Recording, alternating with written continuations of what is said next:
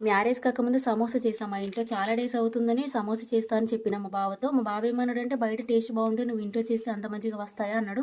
నాకింకా కుకింగ్ విషయంలో ఏమైనంటే అస్సలు నచ్చదు. అంతకన్నా బాగా చేస్తా అని చెప్పిన. చేశాక చూద్దాంలే అన్నాడు మా బావ. పిండిని సేమ్ చపాతీ పిండిలా కలిపి పక్కన పెట్టుకోవాలి. స్టఫింగ్ కోసం సన్నగా కట్ చేసుకున్న ఆనియన్స్, అల్లం వెల్లుల్లి పేస్ట్, ఉప్పు, కారం, కొంచెం పసుపు, గరం మసాలా, సన్నగా కట్ చేసిన కొత్తిమీర, కలియమాకు, కొన్ని అటుకులు వేసి బాగా మిక్స్ చేసుకోవాలి. పిండిని ముద్దలు చేసుకొని కొంచెం మీడియం సైజులో మందంగా ఒత్తుకోవాలి అన్నిటిని. ఒకదానిపైన ఆయిల్ అప్లై చేసుకొని కొంచెం పొడిపిండి వేసుకొని దానిపై ఇంకో చపాతీ వేసుకొని రెండింటిని వీలైనంత బాగా పలుచగా ఒత్తుకోవాలి. అన్నిటిని అలాగే ఒకదాని మీద ఒకటి వేసుకొని పలుచగా ఒత్తుకోవాలి. పెనంపై వేసి ఒక 10 సెకండ్స్ రెండు వైపులా కాల్చి కలర్ చేంజ్ అయ్యాక తీసేయాలి. చల్లారిన తర్వాత ఒకదాని నుండి ఒకదాన్ని విడదీయాలి. ఈజీగా వచ్చేస్తాయి. అన్నిటిని ఒకదాని మీద ఒకటి పరుచుకొని సమోసా షీట్స్ లాగా కట్ చేసుకోవాలి. సైడ్స్ కూడా డైమండ్ షేప్ లో కట్ చేసి ఆయిల్లో ఫ్రై చేసుకోవాలి. పిల్లలకు చిప్స్ లాగా బాగుంటాయి.